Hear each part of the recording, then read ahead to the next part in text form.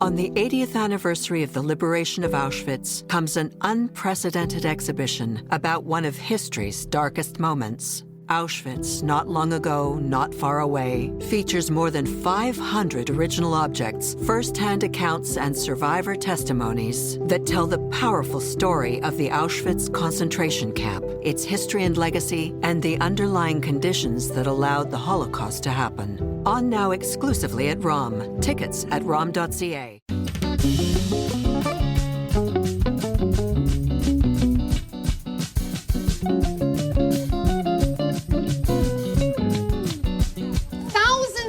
How many of you have signed a letter? And your families have signed letters, and their families have signed letters. And how many petitions with thousands of signatures?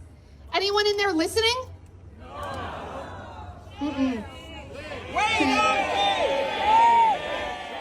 That's what it sounded like last summer as hundreds of concerned Jewish parents rallied outside the head office of the Toronto District School Board. It was mid-June and coincided with a key meeting of trustees who were considering a new anti-racism policy. The organizers slammed the TDSB for ignoring obvious evidence of raging anti-Semitism in its nearly 600 schools, even though the board adopted an anti-Palestinian racism category as something they will tackle. The parents were furious, and they felt the board wasn't listening to the over 7,000 Jewish students and Jewish staff who reported feeling they don't belong anymore after October 7th. They've experienced cases like being labeled as racist because they're Zionists, or being shunned by clubs and classmates because of the war between Israel and Hamas. Jewish students were criticized for wearing Stars of David symbols on their jewelry, Israeli flags got removed from heritage programs, and the list goes on. After that meeting, the board went back to the Jewish community. It held consultations with 35 Jewish groups and 125 Jewish students. The anti-Semitism report came out a few days ago. It's in 2 parts, totaling 16 pages, and it's going to a key committee of the school board on Wednesday. If the trustees accept it, it'll go on to the full board for a vote next week and form the basis of the new anti-Semitism policy to be put into place beginning in the fall. The report contains 32 recommendations, everything from recognizing that anti-Zionism is a modern form of anti-Semitism to teaching about Jewishness beyond just Holocaust education. The authors also suggest hiring more Jewish middle and senior managers and continue a Jewish equity coach position, plus give safe space and meeting rooms where Jewish students can hang out. And here's another action item. If there are protests or flags or symbols where they say all Jews and Israelis are colonizers or complicit settlers, interrupt that. I don't understand why anybody would not choose to support receiving a report that simply reflects community voice. It doesn't obligate you to anything other than listening to the minority of the populations in your schools. I'm Ellen Basner, and this is what Jewish Canada sounds like for Wednesday, February 12th, 2025. Welcome to the CJN Daily, a podcast of the Canadian Jewish News, and made possible in part thanks to the generous support of the Ira Gluskin and Maxine Granovsky Gluskin Charitable Foundation.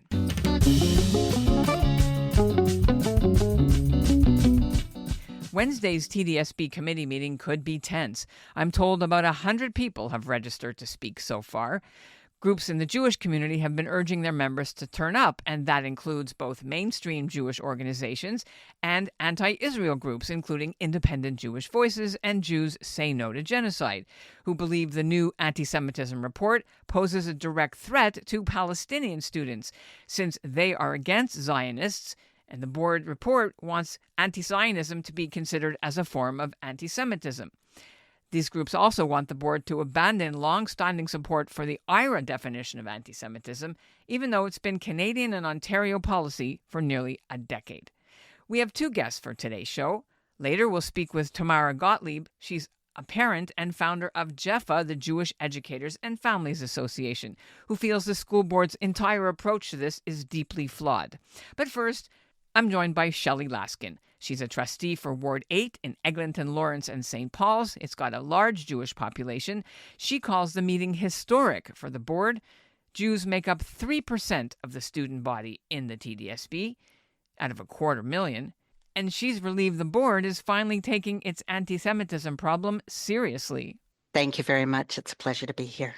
Could you tell our listeners what is at stake with this report? Right.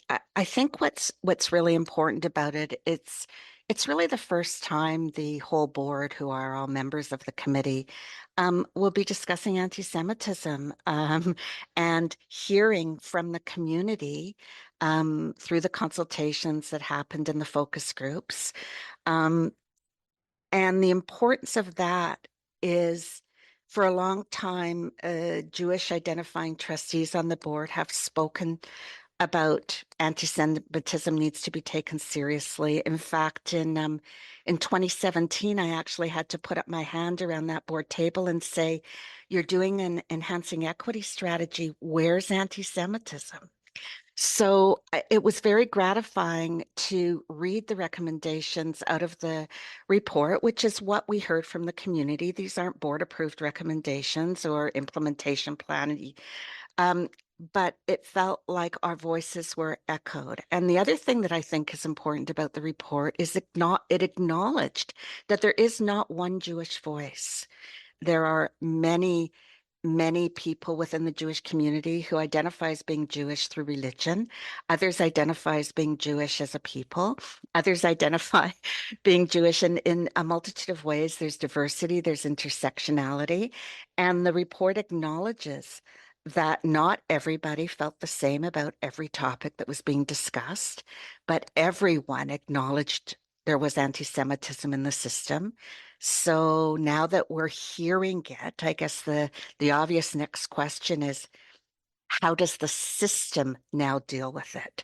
Because again, for many years, it's been volunteers on the Jewish Heritage Committee that have pushed staff to take anti-Semitism seriously. We need it embedded so that it doesn't rely on individuals. It's part of addressing hate, all hate within the system. So no matter who the student is, no matter who the staff member is, they feel they belong within the Toronto District School Board. One of the criticisms, though, that some groups have had is that, okay, it's a great first start.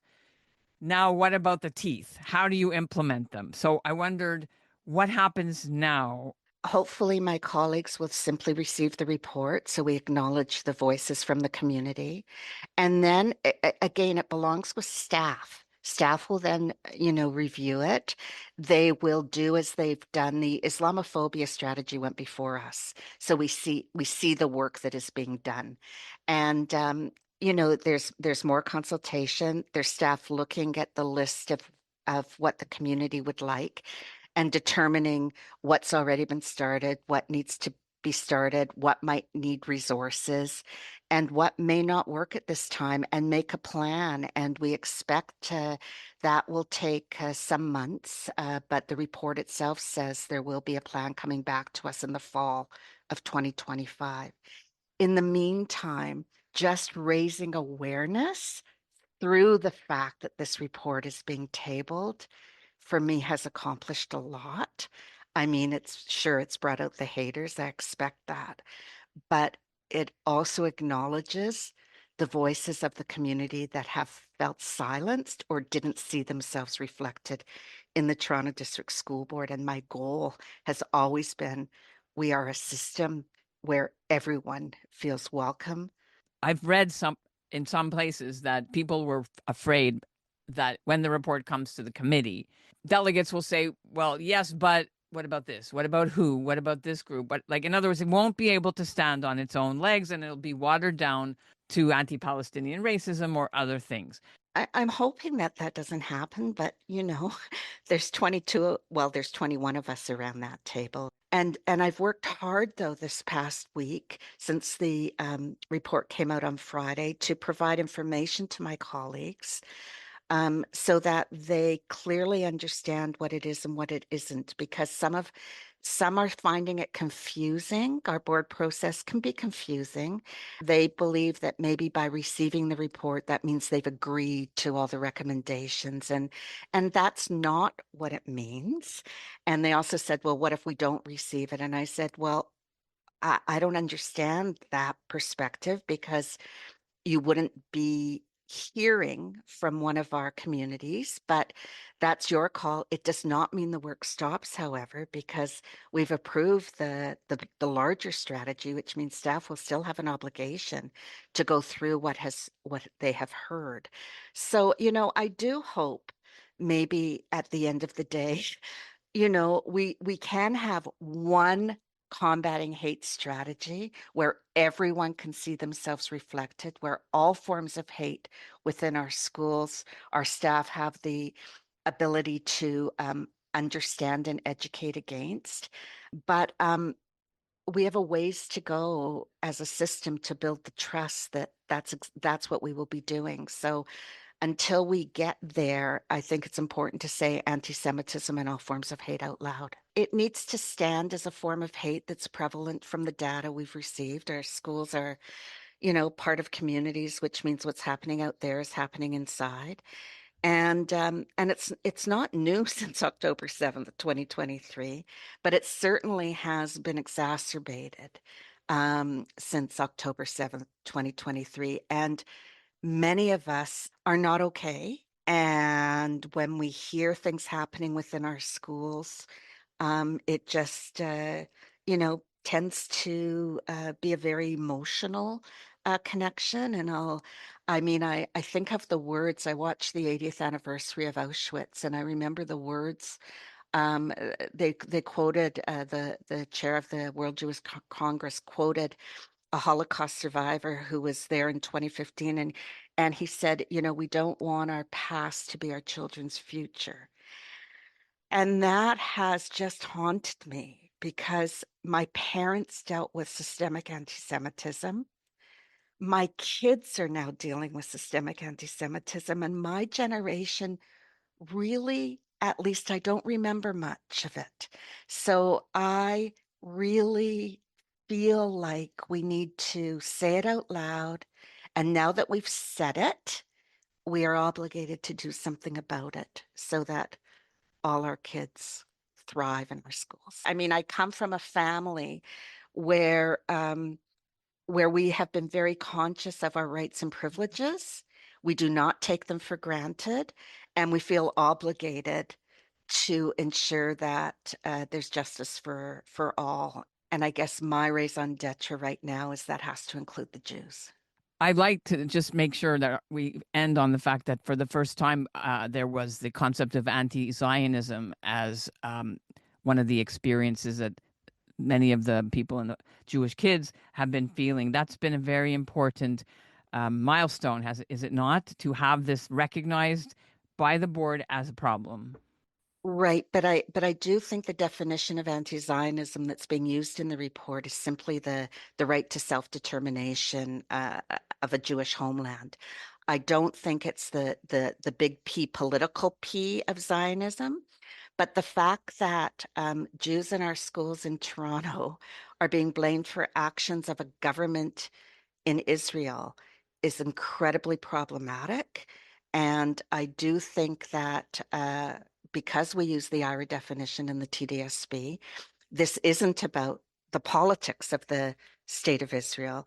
This is about simply the fact that Israel, the majority of Jews feel that Israel has the right to exist. And when we see signs calling for the destruction or the annihilation of the Jewish people, it's hate, pure and simple, and it has to be stopped. Okay, we'll be watching. Yeah, it will be a long night, but it will also be a very important night in the history, frankly, of the Toronto District School Board. On the 80th anniversary of the liberation of Auschwitz comes an unprecedented exhibition about one of history's darkest moments. Auschwitz, not long ago, not far away, features more than 500 original objects, first-hand accounts, and survivor testimonies that tell the powerful story of the Auschwitz concentration camp, its history and legacy, and the underlying conditions that allowed the Holocaust to happen. On now exclusively at ROM. Tickets at rom.ca. Tamara Gottlieb's voice was the woman you heard speaking to the crowd of protesters last summer, which I played right at the start of today's episode. Her group, Jeffa, was indeed consulted for the board's anti-Semitism report, but she says they've chosen not to put their name to it now because they don't endorse it. Tamara Gottlieb joins to explain why. Thank you. So like many organizations, we were part of the consultations. The consultations were meetings that were held, and the one I participated in, and I think there were about 10 different Jewish orgs on it. Some of them, my understanding, has had up to 15. There was a presentation, there was an opportunity to ask questions. There wasn't a candid discussion, at least in my group, and I was quite forthright with the concerns that had been brought forward to Jeffa by both students and educators. Um, and I think that part of that is that staff are really limited as to what they can say because of their employment contracts and their own code of conduct. It's a fireable offense for a school board for staff to be speaking up against the policy of the schools. So that really confines discussion. Though, but when was this meeting or meetings? You had one? We were invited to one meeting. It was over an hour. It was several months ago. That was the last you heard. And then you got the draft. We Not were at all. asked to endorse the report without having received a copy of the report. And that precipitated a discussion. We were asked to include our names on the report. We responded in what capacity. And long story short, we got a hold of the language that was going to be used, and it definitely looked like an endorsement. And so Jeffa apprised other community members, and then they made the decision not to include any organizations' names in the report. Okay, makes sense. Should we read anything into that it's that you're not endorsing the report at all? It was good to the extent that the Toronto District School Board reaches out to speak with parents. That's fantastic. To the extent that they reach out to speak with experts in the community, great. That part is good. The part that concerned us was being asked for a tacit endorsement without having seen the report or even participated in the construction of the recommendations. And then, of course, now we have seen the report, and at Jeffa, we have some pretty significant concerns. Some of the other major Jewish organizations, CJA, for example, have said this is a great positive step, that they weren't criticizing it in its entirety, in the whole idea. They were behind it, saying this is good. Now we have more work to do. How does Jeffa view this report now that you've seen it? We have a moral and fiduciary obligation to represent the concerns of Jewish parents and Jewish educators who've come to us explicitly to help give them voice. And one of the main concerns that has been brought to our attention since October 7th was how these DEI programs are being used as the mechanism for the dissemination of anti-Semitic and hateful information. And so we're deeply concerned that this report continues to work within that DEI framework. You mentioned earlier that it's identity politics and this is problematic. And I think I've heard that Jeffa say, they should be teaching the basics and not geopolitical conflicts. When you read the report, though, is there anything that you like about it? We definitely can see how a lot of the concerns that were brought forward by the community are acknowledged in the description of those consultations. But having a bit of a background on how these school boards work, in this report, the only binding part of the report, the only part that has a bit of teeth to it, is the recommendation section. And in the recommendation section, what we see are a few things. Number one, we see more DEI related recommendations. We see selecting resources in classroom content based on student identity. And we already know what a slippery slope that is when we're basing what children are taught in the classroom based on the identity of the children in the classroom. We see things like recommendations for equitable representation of Jewish staff in the board, which is essentially another way of saying quotas for Jewish teachers. these are not principles that Jeffica can get behind. We see things like the creation of job positions within the TDSB that are only for Jewish people, creating affinity groups or safe spaces for Jewish students. What So we like a want to see, club or a Jewish yeah, pizza if you party ask club or Jewish whatever. students, a considerable number don't even feel safe identifying as Jewish at all. If you talk to people within the board who've been responsible for organizing special affinity related field trips or opportunities, Jewish students won't sign up. They are afraid to be identified as Jewish. We need our Jewish students to be safe throughout the schools, not just in safe spaces. There is one reference to anti-Zionism in the recommendation section as being part of staff training. And that is a good thing, but that is the only time that we see anti-Zionism raised in the recommendation section. And it's that recommendation section that is the substance of the report. That when a report gets passed, its teeth come from the recommendation, not from the summary of the conversations that have happened with the community. What's at risk? What's at stake if this report goes through or It's doesn't? interesting. And that might be where the center difference is in the community, that some organizations view this report as having a lot at stake. We don't see that. We don't see, in terms of the recommendation section, there being a lot of substantive recommendations that are going to curb the skyrocketing rates of anti-Semitism. We're not in a small challenge when it comes to anti-Jewish hatred in our schools. When the TDSB adopted its new DEI policy, its equity policy 8 years ago, until today, actually until before October 7th, there was a 1,000% increase in incidents targeting Jewish students. 1,000%. And then another tripling since October 7th. So this is, these recommendations, I believe that the people who worked on them did it in earnest, but I also suspect that they are really confined by this DEI policy and the DEI construct within the board that's not allowing us to look elsewhere, including the much lower rates of hate motivated incidents that took place before DEI saturated the school system. What would Jeffa want in terms of the The teeth? The teeth. removal of the removal of identity politics in our schools. We need to get back to focusing on education. We need to get back to focusing on consequences for code of conduct and breaches to code of conduct. It used to be that when there were hate motivated incidents in schools, that coincided with things like a suspension and other meaningful forms of discipline that we no longer see in our school system. We need to see safety, not just for Jewish students, for all students, right? The Auditor General pointed to the fact that the TDSB had some incredibly alarming amounts of violence in the school. So isn't it better than nothing? I don't know, if you go to the emergency room and you're having a heart attack and you're offered a glass of water, isn't that better than nothing? Jewish students are leaving the board.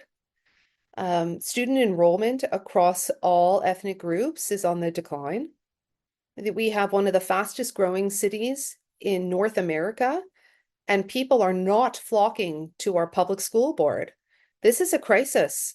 Are And you saying Jewish kids should not be, and staff should not be not at teaching there or all. staying there? They should go to day school or elsewhere, No, private not at schools? all. I think that's further segregation is very dangerous. Listen, it's entirely up to parents. I believe in choice. I believe that parents should put their kids where their kids are going to do best, but they shouldn't be fleeing public school. Public school should be an option, and all students should feel safe in our publicly funded institutions. And that it's only going to hurt anti-Semitism and anti-Jewish hatred, the greater extent that Jewish students leave. We need this. Canada was supposed to be this country where we all came. And irrespective of where we came from, irrespective of our backgrounds, we were all here together and we all embraced Canadian values. And that was important. And we're moving really away from those values into segregation and safe spaces for kids, and let's focus on our differences. And the Jewish community's response to increased funding for Jewish day schools, I can understand where that's coming from, but it only creates further segregation, because even with discounted tuitions, we still leave kids from less advantaged Jewish households in the public system to be even more vulnerable. But they will feel that they belong when they're not constantly forced to be divided with identity politics. They will feel belonging when they feel safe. They will feel belonging when they can relate to their peers on the team, on the field, in sports, and in the classroom. Are you, if I understood correctly, Jeffa wants this report to be rejected and not go further completely at all, right? No. The bigger picture here. Jeffa wants the issue of identity politics to be addressed. That this is very much a Band-Aid solution. Look at the TDSB adopted the IRA definition how many years ago? And they are still the same board that adopted anti-Palestinian racism, which is a policy that holds Jewish identity as a form of racism. So there is a danger to adopting another motion that gives a false sense of security for our community. Admittedly, this is difficult to solve, the problem of anti-Semitism in our schools. What we're saying is this motion won't help, won't address it. Okay, quickly, obviously the Jews Say No to Genocide, Independent Jewish Voices, those groups are going to be delegating. Yeah, this is all a false debate. Organizations like that only get a voice in DEI. Without DEI, organizations like that don't get a voice. Parents get a voice. So we need to start thinking about what's the framework in which we're operating. And we all know these are fringe organizations. We have to question the leadership of the board if they're actually going to give them a seat at the table. That's the issue. And that's what Jewish Canada sounds like for this episode of the CJN Daily. Our show is made possible thanks to the generous support of the Ira Gluskin and Maxine Granovsky-Gluskin Charitable Foundation. I've put the links to the report in our show notes so you can read it for yourselves. The meeting is set for 4:30 Toronto time on Wednesday. It's being live streamed on the TDSB website if you want to watch. The show's produced by Zachary Judah Kaufman. Our executive producer is Michael Freeman. And our music is by Dovbek Levine. Thanks so much for listening. On the 80th anniversary of the liberation of Auschwitz comes an unprecedented exhibition about one of history's darkest moments. Auschwitz, Not Long Ago, Not Far Away, features more than 500 original objects, first-hand accounts, and survivor testimonies that tell the powerful story of the Auschwitz concentration camp, its history and legacy, and the underlying conditions that allowed the Holocaust to happen. On now exclusively at ROM. Tickets at rom.ca.